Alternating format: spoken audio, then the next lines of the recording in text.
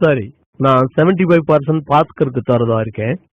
அது போக 25% நாம 5 பேரும், அதாவது ஸ்ரீதர், கோபால், நான், தாமு பேபி பிரிச்சுக்க போறோம். ஆளுக்கு 5% கிடைக்கும். மணி, நீ எங்களை ஏமாத்த பாக்குற. 25% 5ஆ பறிச்சா ஒவ்வொருத்தருக்கும் 5% இல்ல 14% கிடைக்கும் இல்லையா? அதானே வரும். இல்ல இல்ல, கேளுப்பா, நான் உங்களை ஏமாத்த மாட்டேன், எப்பவுமே ஏமாத்த மாட்டேன். இரு நான் போட்டு காட்டுறேன்.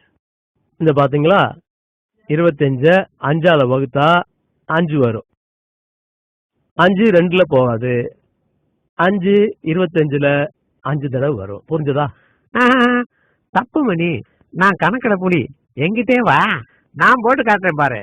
5 25 5 2ல போகுமா? போகாது. 5 5ல ஒரு தடவை போகும். இப்ப 2 சும்மா இருக்கு, அத கீழே கொண்டு வந்துருவோம். 5ஆல 20 வகுத்தா 4. கணக்கு இப்படி போடணும். 25 5ஆல வகுத்தா 14. ஓ நோ, நான் உனக்கு புரிய வைக்கிறேன். இதோ பாரு, 5 5 தரம் 5 5 5 25. பாரு, நல்லா போட்டாரு கணக்கு. என்ன உங்களுக்கு எவன்தான் கணக்கு சொல்லி கொடுத்தானு தெரியல. கொடுங்க, இப்படி நான் போட்டு காட்டுறேன். 14 5ஆல பெருக்கினாதான் 25 வரும். 5 × 4 20.